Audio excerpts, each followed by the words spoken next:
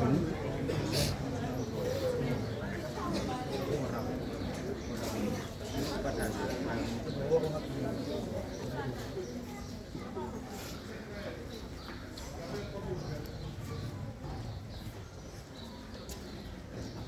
et femmes de bonne volonté,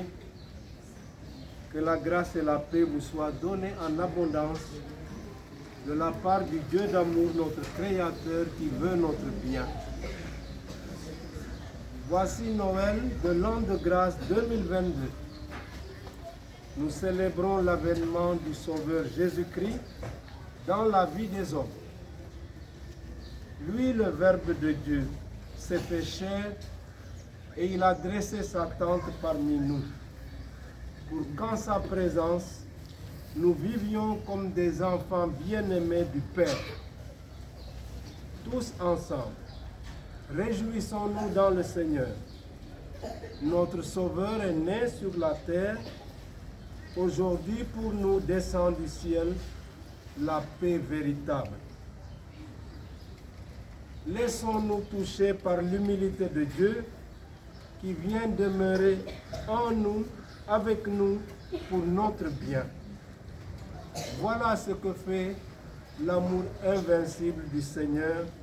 dans le mystère de Noël. Que ce Noël 2022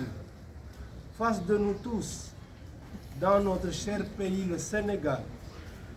des missionnaires et des bâtisseurs de la paix, en parole et en acte, comme nous y invite le cœur des anges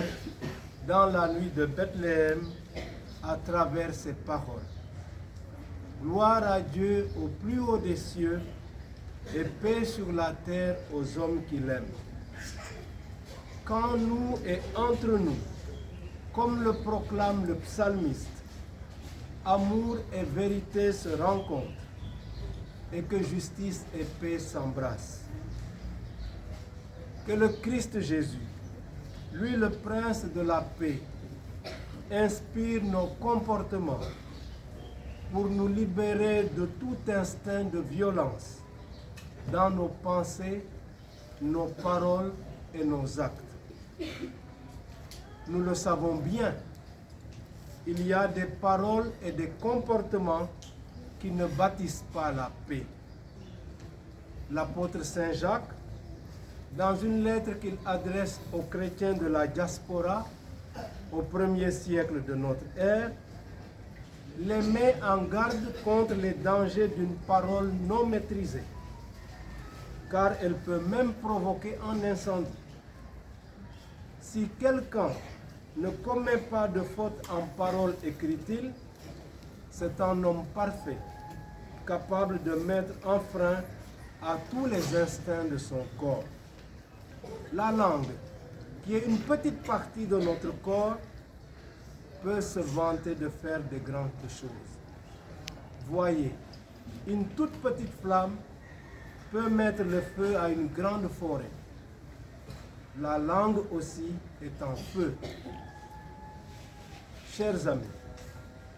pour garantir un vivre ensemble harmonieux et paisible entre nous, dans le respect de nos différences, il est nécessaire que nos pensées, notre langue, nos paroles servent plutôt à bénir qu'à maudire, à construire qu'à détruire, à réconcilier qu'à diviser, à dire la vérité qu'à proférer des mensonges. C'est ainsi que nous éviterons les différentes menaces d'incendie qui nous guettent. Soyons donc prompts à écouter et lents à parler, suivant encore en cela un conseil de l'apôtre Saint Jacques. Nous éviterons ainsi les vaines polémiques qui ne mènent ni à la vérité, ni à la paix que le Christ Sauveur est venu nous apporter. Cette paix n'est pas un simple paquet ou un colis de Noël à réceptionner, mais plutôt une mission à vivre avec le Christ dans l'amour, la vérité, la justice, l'honnêteté. À l'évidence, et nous en faisons malheureusement l'expérience. La violence verbale et physique a atteint des proportions inquiétantes dans notre société, au point de constituer même une menace contre l'harmonie sociale. Elle scandalise les plus faibles et donne à croire que nous avons du mal à instaurer un débat d'idées, même contradictoires,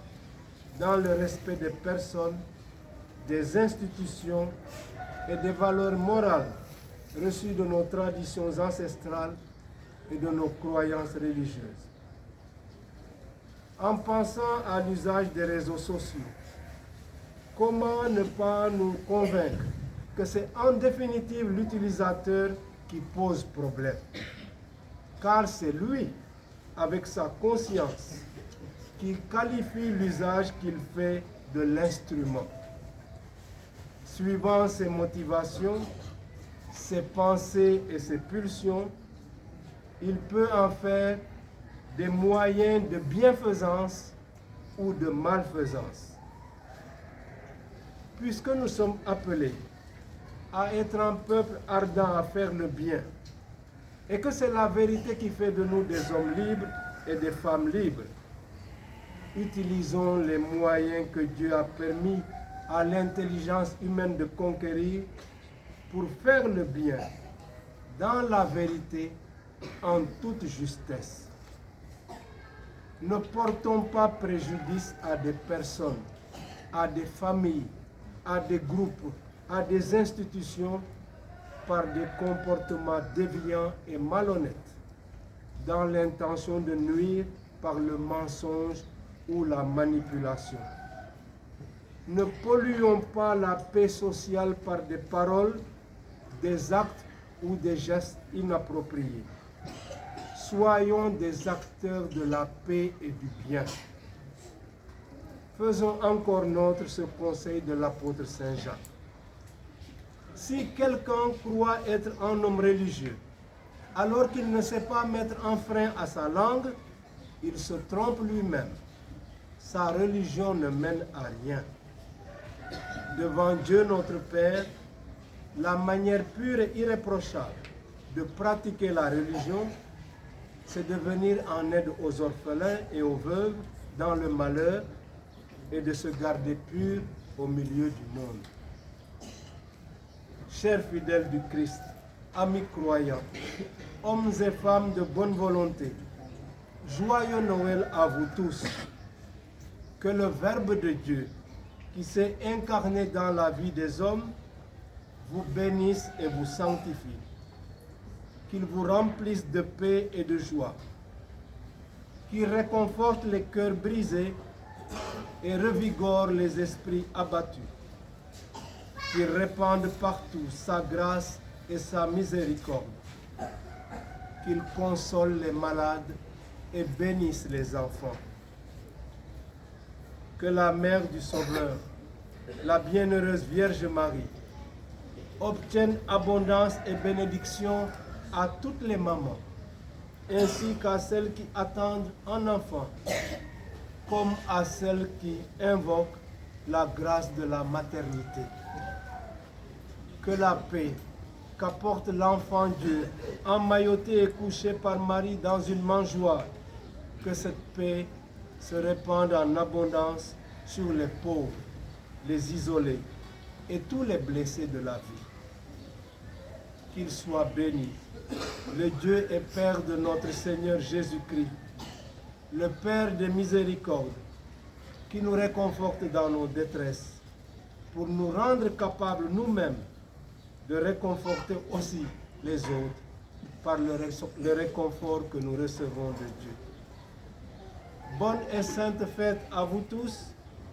bonne et sainte fête de Noël dans la paix du Seigneur et que Dieu vous garde dans sa paix.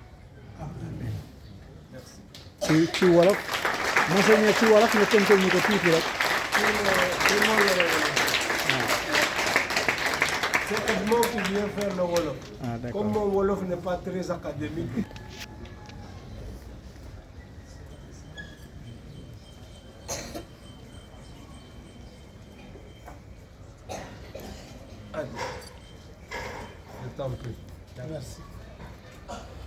Bravo, merci beaucoup, vous avez été très sage. Comme ça, vous venez là.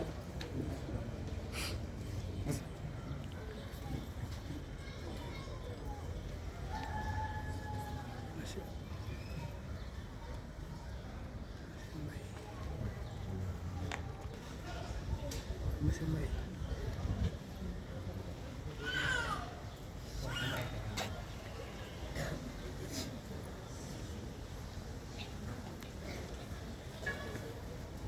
Monseigneur Benjamin Ndiaye waxe baxtaaxal bu mu jagleel Noël bile ci kàllaama tubaab man maa ngi ñëw a tënk as tuuti ci kàllaama Kocc bu muy tàmbali bataaxalam dafa nuyu mbokk mi ci ngëm nuyu addi ngëm yëpp nuyu góor ak jigéen yi yëngu ci lu baax ne leen na yiw ak jàmm wàcc bu baax a baax ci yéen jóge ci suñu borom moom mi di yàlla coofeel nekk ki ñu sàkk te bëgg lu baax ci nit nee na ci kanam tuuti dinañu dugg ci atum yiw Noël 2022 ñuy xumbal xew-xew juddu Yeesu Krista agsi ci suñu dund nit moom mi di kàddu bu yàlla def na boppam yaram te ñëw dëkk si ak ñun ci teewaayam dañuy gën a yëg ni ay doomu yàlla lañu ni yàlla suñu baay la looloo tax ñun ñëpp ñu nar di am mbégte ci suñu borom Yeesu mi ñëw ci àdduna sile indil nañu jàmm muy ñaax nag nit ñi ñu bàyyi yàlla mi suufel agsi ba ci ñun ndax ñu gën a yëg ni mi ngi ak ñun dund ak moom te di dund ci lu baax di def itamit lu baax nee na kumpa Noël loolu la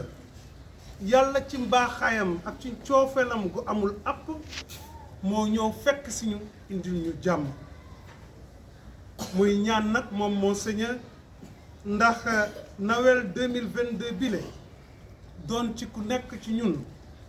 doon ci suñu réew Sénégal indi ñu nekk ay nit yuy tabax jàmm ci ay kàddu ak jëf loolu sax la malaaka ya doon yuuxu ca guddi Noël ca Bethléem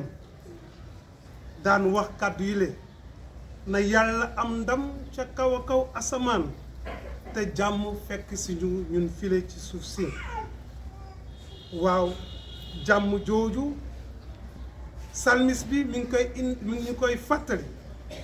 bi muy wax ni coofeel ak dëgg ànd nañu te njubte ak jàmm ñu ngi lëkkaloo loolu di wane ni doomu yàlla mi nga xam ni moom mooy buuru jàmm ji agsi na ba ci ñun ngir soppi suñuy jëfin suñuy nekkin te xiir ñu ci def lu baax wu ñu mën a won ginnaaw baat yi nga xam ni day sànq jëf yi nga xam ni day toroxal xam nañ ko bu baax a baax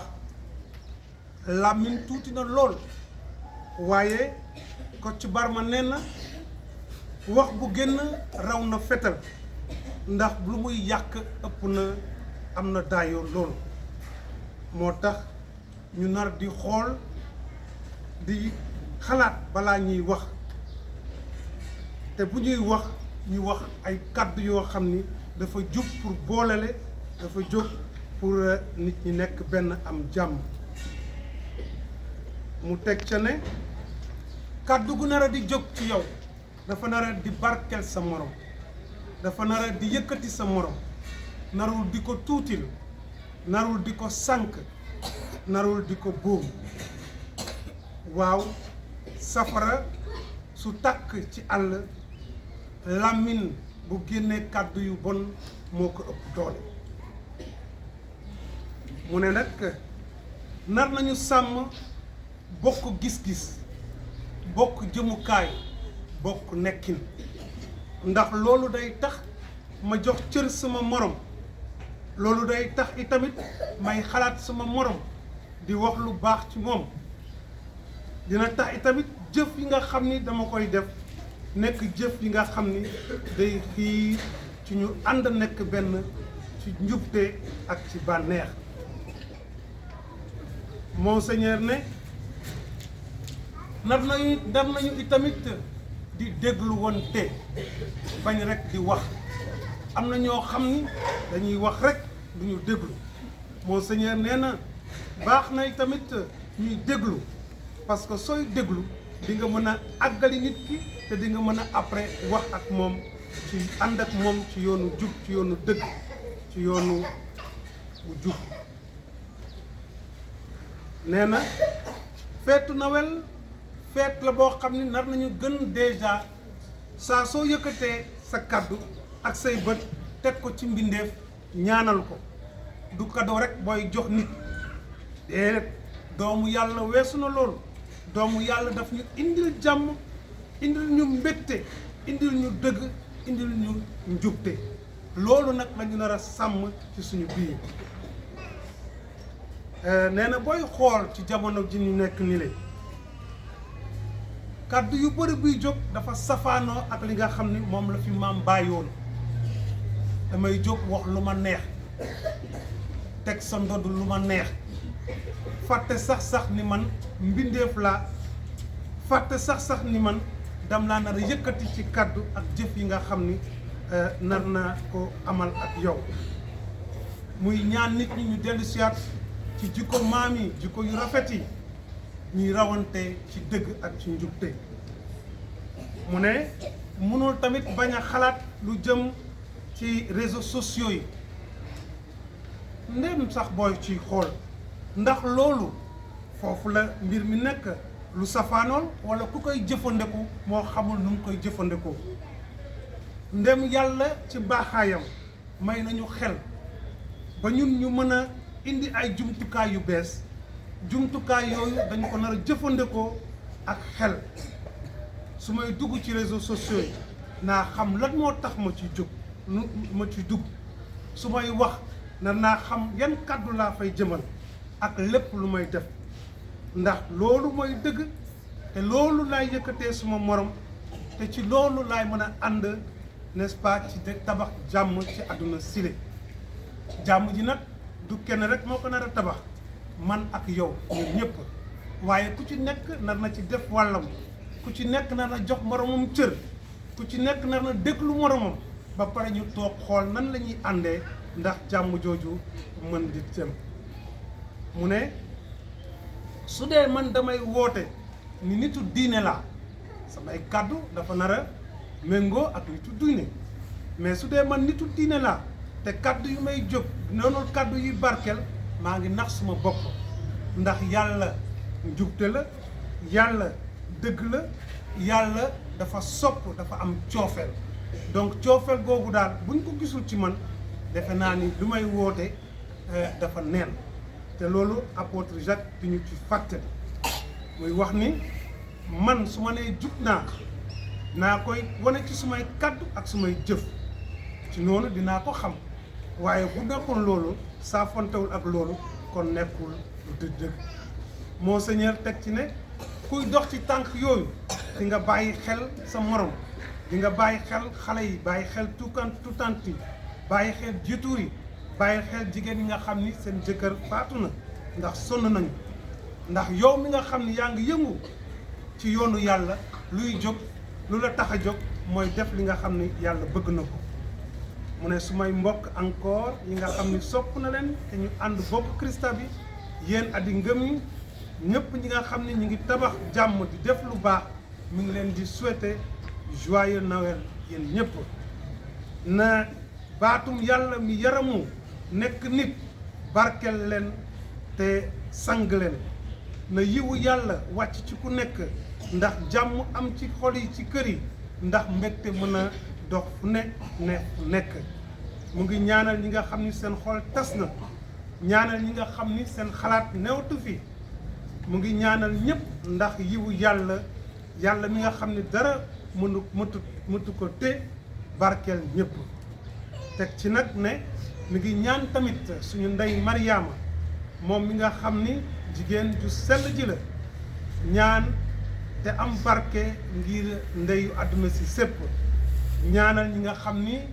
ci jamono jile ñi ngi xaar di joxe dund ñaanal tamit jigéen ñi nga xam ni ñi ngi ñaan yàlla ndax bés ñu mën a am doom ñaan ngir xale bi nga xam ne juddu na te Mariama sang koy leetaay tëddal ko ca mbalkama àgg ci ku nekk fekk ku nekk fi nga nekk ci biir kër yi rawatina néew si doole yi ñi nga xam ni amuñu kër xamuñu fu ñu jëm ñi nga xam ni seen àdduna tukki na moom ci boppam mi ngi barkeel ku nekk di sant ku nekk te di leen di souhaiter encore une fois joyeux Noël.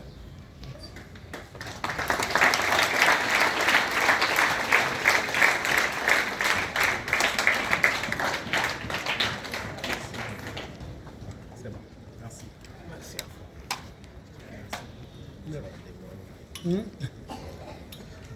damay tii rek.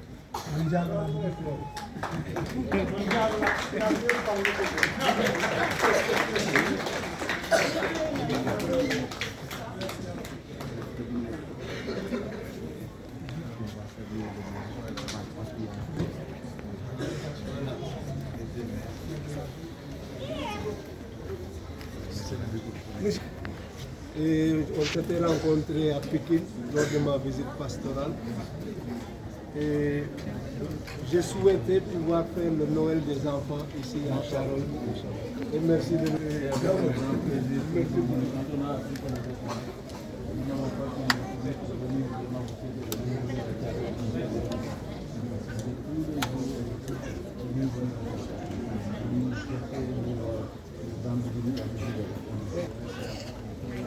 Je salue toute la délégation. La délégation, oui, c'est la mairie de Ah oui, vous allez bien. Avec la délégation de maire Mouride. Ok, d'accord. Ça va.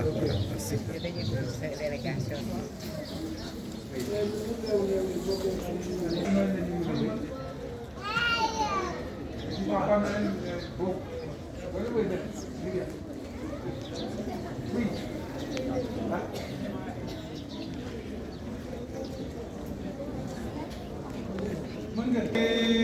te bànneexu tey jii de Noël la ci àdduna si seet kon nañ leen woy te bànneexu àndal malaaka ya kaw asamaan. maa ngi jàppale na monsieur le maire je chante tout le monde chante ici ah te bànneexu àndal malaaka ya kaw asamaan.